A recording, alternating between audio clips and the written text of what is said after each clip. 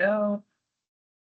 Good morning, and thank you for joining us for today's Legislative Affairs Virtual Town Hall with Director of UC Benefits and Policy, Susan Dickinson. Before we get started with opening remarks, I'd like to provide you with a few key points about today's virtual town hall format. Purposes of the call is to provide educational and training information to assist you in providing responses to your constituents in your offices. If you have any questions on UC, we ask that you use the chat window in Teams. Please include your name and the name of your legislator's office along with your question. In the interest of time, you will be limited to one question, but time permitting, we will open up the call for a second round. Unfortunately, due to confidentiality issues as well as time constraints, we ask that you do not submit questions pertaining to individual UC claims.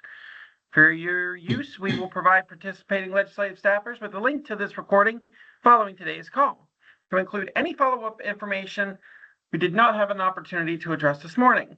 For your awareness, the call is being recorded. If you do not consent to being recorded, please hang up now. With that, we'll get started with comments from Susan. Good morning, everyone. Just a couple of things I wanted to mention, and a lot of them are actually based off of a staff town hall that we had yesterday. We'll do a monthly town hall with my staff being the ones answering the questions, and our field staff, the ones who take claims and adjudicate claims and stuff. They're the ones asking the questions. So we'll do usually I think it's about 100 people in the audience every month, and they shift them around so that different people get to participate different months. Anyway, so we just did that yesterday for the month, and there were a lot of issues being raised by staff on technical issues in the system that are things that we had already fixed before. And I know that there are things that you had brought up to me in the past, like even a long time ago. So I wanted to make you aware of them in case you do run into them. And at this point, we're also still looking for examples of them. So if you run into any of these things, please send it to the legislative office so we can then use that as an example. One of the things that staff was pointing out, and we were talking about recently on here, are the PIN numbers. And we were talking about, someone had just asked a question either on the last town hall or the one before about a new PIN letter going out. We had changed it so that the PIN doesn't change from claim to claim, and that a PIN does not get reissued every time a claim is reopened. Anyway, it seems like all of that might not be working. So unfortunately, we just kind of learned about that yesterday. So some staff were reporting that it is issuing a new PIN when someone reopens their claim, which it shouldn't be doing at all. Not a letter, not anything, like it just shouldn't be doing anything with the PIN when someone reopens. But the other thing was going claim to claim. Someone will get a new letter, but it's not going to change the 4-digit number. The 4-digit number is going to be the same. It's just like a reminder of what their 4-digit number is. That's our intention and how we set it up. But it seems like that might not be working. It seems like it might be issuing a whole brand new 4-digit number, and so people don't know what it is. And we also did, in exchange, let the staff know that they have to be patient when they're building a claim. They can't, hit the button a couple times because it's not going fast enough. They're going to issue new PINs. So hopefully that particular issue is alleviated a little now that we're educating them more on that part. But it does seem that there's still issues happening with the PINs. So be on the lookout for those. Another one, which I tried going back to my email to figure out how long ago this was. I think it was about 2 years ago. There was an issue where when people actually reach the very end of their claim, so this is a more rare situation where we have someone reaching not just the 52-week mark, like the actual calendar end of their claim, but that they also have money at that point and they're claiming that last week.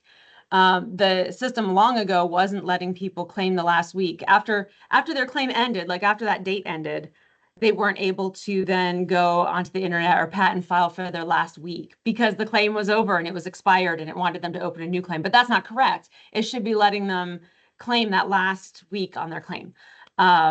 Anyway, that was fixed, I thought, like 2 years ago. I was looking at my emails to see when that was, and we were having staff report yesterday that's an issue.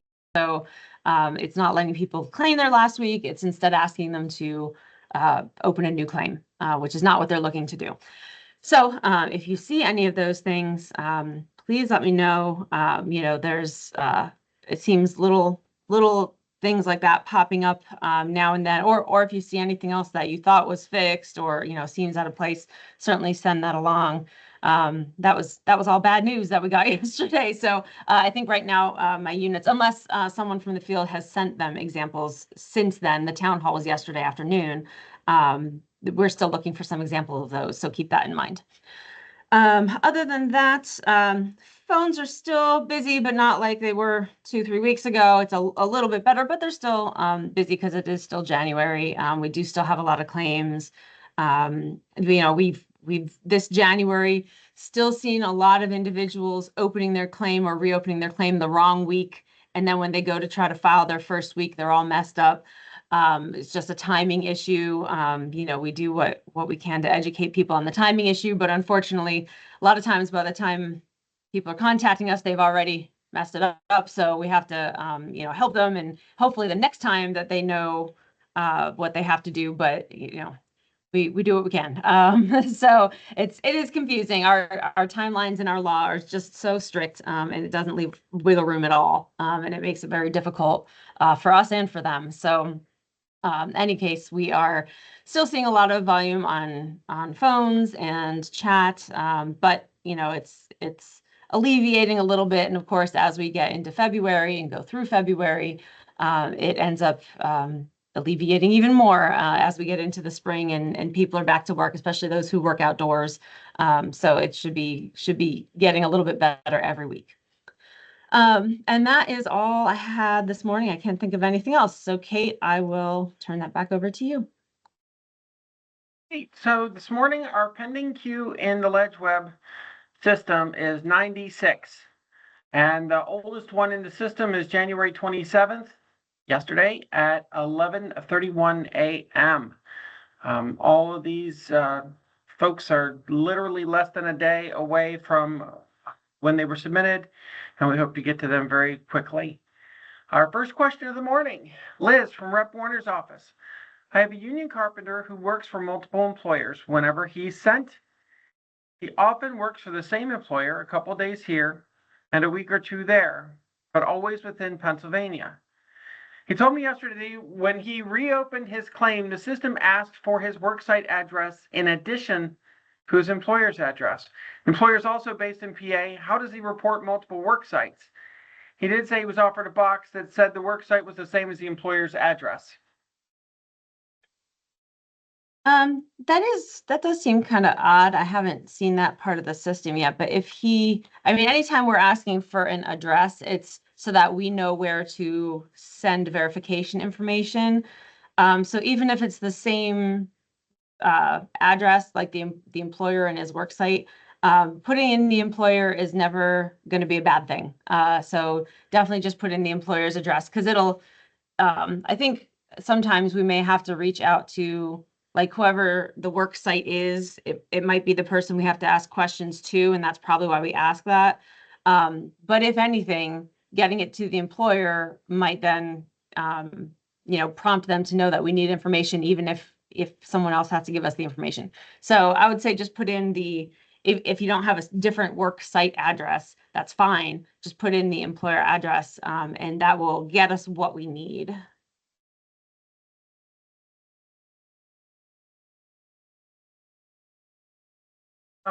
Yeah, Brenda from Senator Stevano's office says, I agree with Liz from Rep Warner's office. This question was added in December, at least as far as they see. Another thing, actually, sorry, I was just thinking out loud. I am going to ask some questions about it and see if anyone can give me answers. But another thing that it might be helpful for on our side is not just asking the fact-finding questions, but also when it comes to assignment of wages. Now, if someone already has a claim, we're not looking at it at that moment. We're not assigning wages.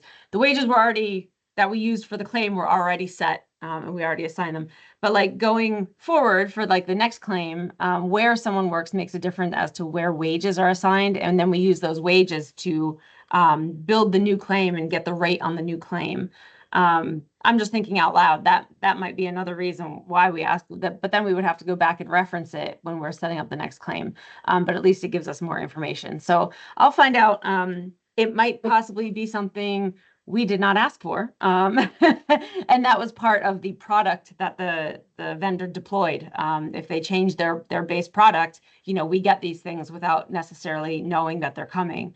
So I will find out, but it does help us to know, like, if a lot of times where someone actually physically worked, that those are the people we would want to talk to if we're trying to find out, especially like what happened on their last day. What did they say? I mean, some other like employer corporate office isn't going to have that information. The person on site's going to have that information. So that's a lot of times why we ask for like local information as opposed to something else. All right, buckle in. Christine from Senator Gephardt's office. Good morning. We recently had a claimant reach out to our office indicating that they had 2 appeal hearings last year, one in April, one in August. He advised that both of these hearings was one before a referee and one before the Board of Review that were both found in his favor against his former employer. To date, the claimant didn't receive a determination letter. I submitted a LegWeb inquiry, and this was the response. I did take a look on his account for the determination he's searching for. However, it appears that one was never uploaded to his claim. Decision was remanded back to a referee from the Board of Review, and a new hearing was attended in front of the referee in August of 24.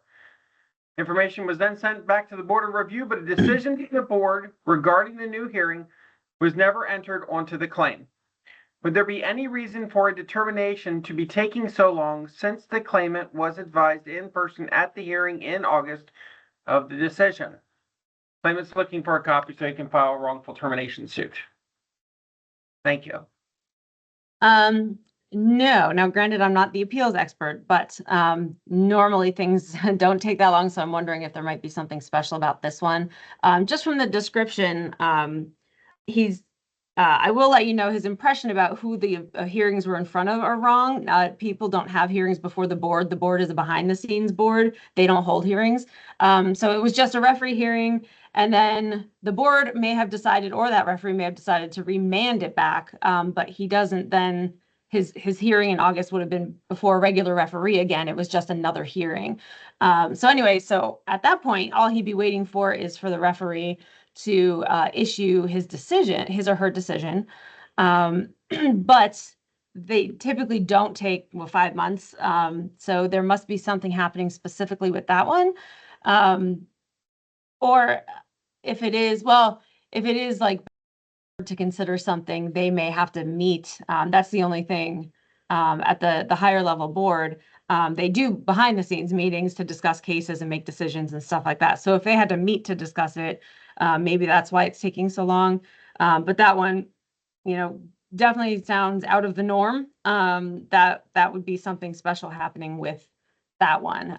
If anything, our staff, because it's only our staff who are on those, who is on LegWeb. The board doesn't have any staff on LegWeb. So like the referees' offices and stuff.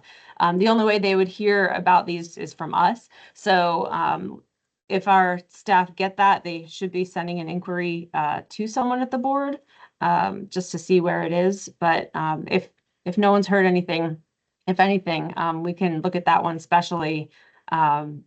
Send it to the legislative office so that we can specifically send it to the board and ask the board director, what's happening with that.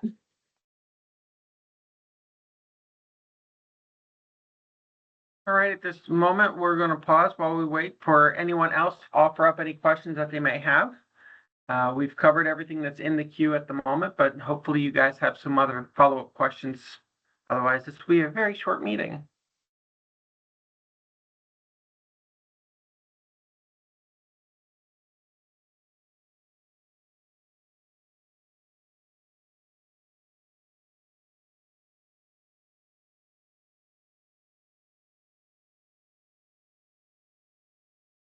Renee from Representative Stanball's office. Constituent has been unable to update their email address.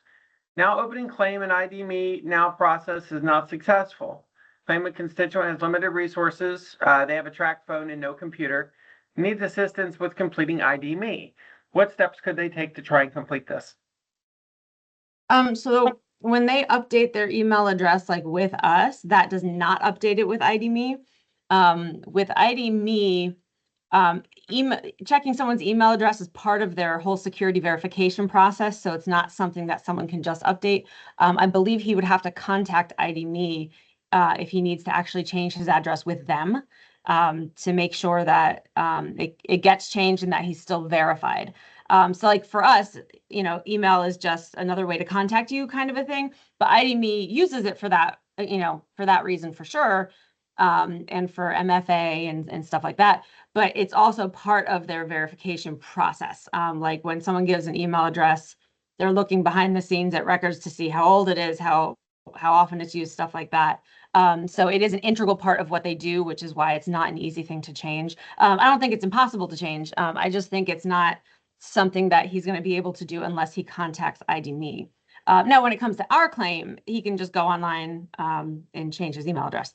That one shouldn't be difficult. But he will have to contact them if he wants it changed with ID.me. Until then, he'll have to use his old one. But he can get, they have we were actually just talking about this. They haven't set it up yet. They were looking at maybe setting up like a chat site so that people could get help like this. I don't think they have that yet. So I think there's an email verification. I don't think they have a phone call you could call. They may have used to, but that was early on. I think if someone needs help, there's a spot on their site that says like submit a ticket or get technical help or something like that. It's been a while since I've looked at it. For members of the public to get help directly with them. I know there's a way, I just don't remember off the top of my head how it is. I think it is an email or something that they can send to them saying that they're looking for help. Just be aware that the email address on the ID.me side is an important factor in verification.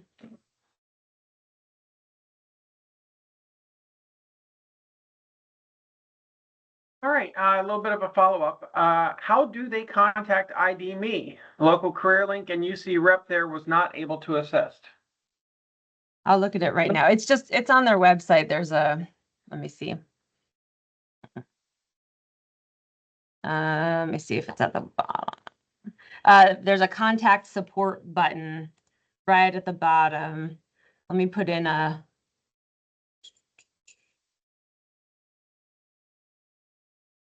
I'm going to stick it in the chat. I'm going to circle it. So if you just go to their website, which is just id.me, there's no www or anything, it's just id.me. And so I snipped it and I have that in the corner as well if you enlarge it. But then I circled where the contact support button is, and he can submit it that way and just ask how he gets his email changed.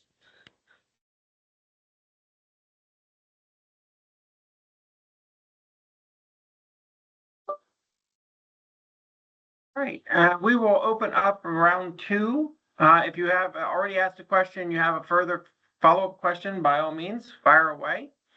If you've been too shy at this point to ask your question, please don't be. Just put your question in. We'll be happy to answer it for you.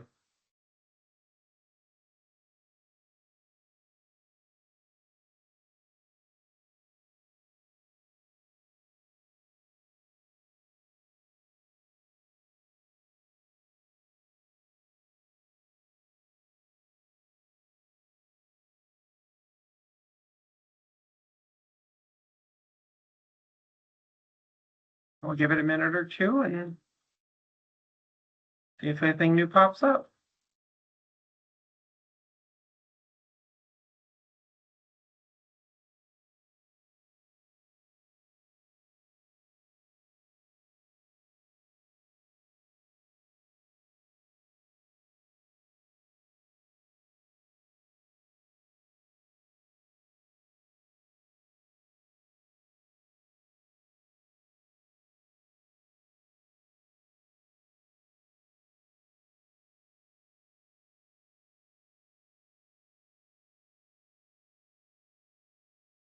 All right, last call.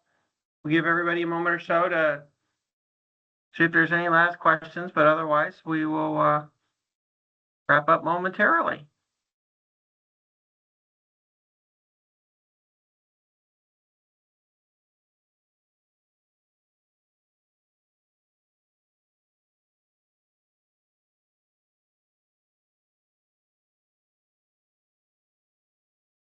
All right.